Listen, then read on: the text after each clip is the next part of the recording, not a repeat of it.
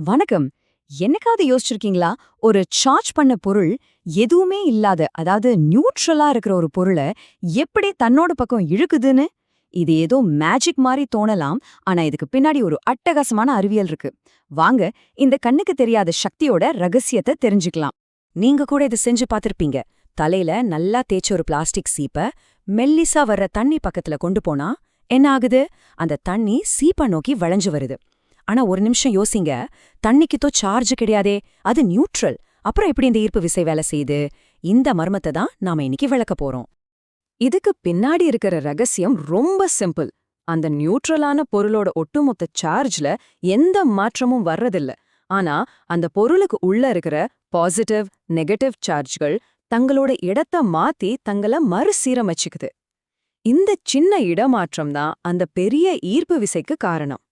இப்போ நாம பார்க்க போற இந்த ஒரு விதிய மட்டும் நல்லா ஞாபகம் வச்சுக்கோங்க. இதுதான் எல்லாத்தையும் விளக்க போகுது. அதாவது, பக்கத்துல இருக்கிற எதிரெதிர் சார்ஜோட ஈர்ப்பு திசை தூரத்துல இருக்கிற ஒரே மாதிரி சார்ஜோட விலக்கு விசையை விட ரொம்ப ரொம்ப ஸ்ட்ராங். அவ்வளவுதான் விஷயம். தூரம்தான் இங்க எல்லாத்தையும் தீர்மானிக்குது. சரி, முதல்ல நாம பார்க்க போறது கண்டக்டர்ஸ் பத்தி, அதாவது கடத்திகள்.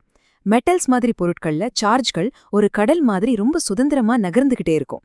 இது எப்படி ஒரு சார்ஜ் செய்யப்பட்ட பொருளால ஈர்க்கப்படுதுன்னு பாப்போம். இங்க என்ன நடக்குதுன்னா, ஒரு பாசிட்டிவ் சார்ஜ் இருக்க கம்பிய ஒரு மெட்டல் பால் பக்கத்துல கொண்டு வரோம்னு வச்சுக்கோங்க. உடனே அந்த பால்ல இருக்கிற ஃப்ரீயான எலக்ட்ரான்கள் எல்லாம் அந்த பாசிட்டிவ் கம்பி பக்கம் ஓடி வந்துடும். இதனால கம்பிக்கு பக்கத்துல இருக்கிற பாலோட பகுதி நெகட்டிவ் சார்ஜாவும் தூரமா இருக்கிற பகுதி பாசிட்டிவ் சார்ஜாவும் பிரிஞ்சிடும். இப்போ நம்ம முக்கிய விதி ஞாபகம் இருக்கா?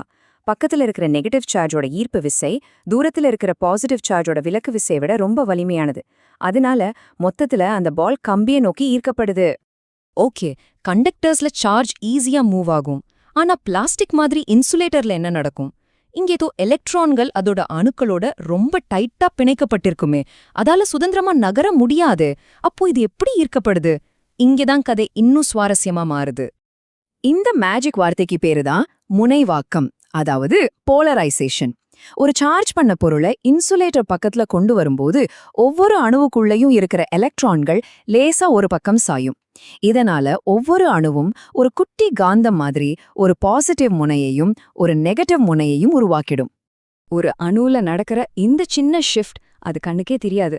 ஆனா ஒரு சின்ன பேப்பர் துண்டுல கூட பல கோடி கோடி அணுக்கள் இருக்கு. இந்த எல்லா அணுக்களும் ஒரே நேரத்துல ஒரே திசையில போலரைஸ் ஆகும்போது அந்த சின்ன சின்ன ஈர்ப்பு விசைகள் எல்லாம் ஒன்னு சேர்ந்து அந்த பேப்பரே தூக்குற அளவுக்கு ஒரு பெரிய சக்தியா மாறிடுது. இப்போ மூணாவது ரொம்ப ஸ்பெஷலான ஒரு கேஸ்க்கு வருவோம். இதுதான் நம்ம ஆரம்பத்துல பார்த்தா அந்த தண்ணி வளைஞ்சதுக்கான காரணம். ஏன்னா தண்ணி மாதிரி சில மூலக்கூறுகளுக்கு இயற்கையாவே ஒரு தனி குணம் இருக்கு. தண்ணி மூலக்கூறுகள் இயற்கையாவே முனைவாக்கப்பட்டவை, அதாவது போலார். அப்படின்னா அதுங்க மொத்தமா நியூட்ரலா இருந்தாலும் அதோட ஒரு பக்கம் எப்பவுமே கொஞ்சம் பாசிட்டிவாவும் இன்னொரு பக்கம் கொஞ்சம் நெகட்டிவாவும் இருக்கும். கோடிக்கணக்கான குட்டி குட்டி மிதக்குற காந்தங்கள் மாதிரி அதை கற்பனை பண்ணிக்கோங்க. அதனால நீங்க சார்ஜ் பண்ண சீப்ப தண்ணி பக்கத்துல கொண்டு வரும்போது இங்க அணுக்களுக்குள்ள சார்ஜ் நகரல, அதுக்கு பதிலா முழு மூலக்கூறுமே சுத்துது. எப்படி ஒரு காம்பஸோட முள்ளு எப்பவும் வடக்க பாக்குமோ, அதே மாதிரி இந்த தண்ணி மூலக்கூறுகள்லாம் அதோட நெகட்டிவ் பக்கத்தை அந்த சார்ஜ் பண்ண சீப்பை நோக்கி திருப்புது. இந்த கூட்டு சீரமைப்பு தான் அந்த தண்ணி ஓட்டத்தையே வளைக்குது. சரி, நம்ம இப்போ 3 அலகலக மெக்கானிசம் பார்த்தோம் இல்லையா? கண்டக்டர்ஸ், இன்சுலேட்டர்ஸ், போலார் மாலிக்யூல்ஸ்னு. ஆனா இது எல்லாத்துக்கும் பின்னாடி இருக்கிற அடிப்படை ஐடியா ஒண்ணுதான். இந்த 3ஐயும் ஒரு தடவை ஒப்பிட்டு பாருங்க. கண்டக்டர்ஸ்ல சார்ஜ்கள் பொருள் பூரா நீந்தி போகுது. இன்சுலேட்டர்ஸ்ல அணுவுக்குள்ளேயே லேசா இடம் மாறுது. போலார் மாலிக்யூல்ஸ்ல மொத்த மாலிக்யூலுமே சுழலுது. ஆனா பாருங்க, 3லயும் கடைசியில கிடைக்கிற விளைவு என்ன? நிகர ஈர்ப்பு விசை. இதுல ரொம்ப முக்கியமான விஷயம் என்னன்னா, எந்த கேஸ்லயுமே அந்த நியூட்ரல் பொருள் சார்ஜ் ஆகல. அது எப்பவும் நியூட்ரலா தான் இருக்கு. அந்த மேஜிக் முழுக்க முழுக்க எதிர்சார்ஜ்களை பக்கத்துல கொண்டு வந்து ஒரே மாதிரி சார்ஜ்களை தள்ளி வைக்கிறதுல தான் இருக்கு. தூரம்தான் இங்க உண்மையான ஹீரோ. நம்மள சுத்தே இந்த மாதிரி கண்ணுக்கு தெரியாத ஈர்ப்பு விசை எக்கச்சக்கமா இருக்கு. உங்க டிவி ஸ்கிரீன்ல தூசி ஒட்டிக்கிறதுல இருந்து சில பிரிண்டர்ஸ் வேலை செய்யற விதம் வரைக்கும் இதுதான் காரணம். அதனால அடுத்த தடவை 2 பொருள் ஒன்னோட ஒன்னு ஒட்டிக்கிறத பார்த்தா ஒரு நிமிஷம் யோசிங்க. இந்த சிம்பிளான இயற்பியல் தத்துவம் நம்ம அன்றாட வாழ்க்கையில பாக்குற வேற எந்த மேஜிக்குக்கு காரணமா இருக்கலாம்?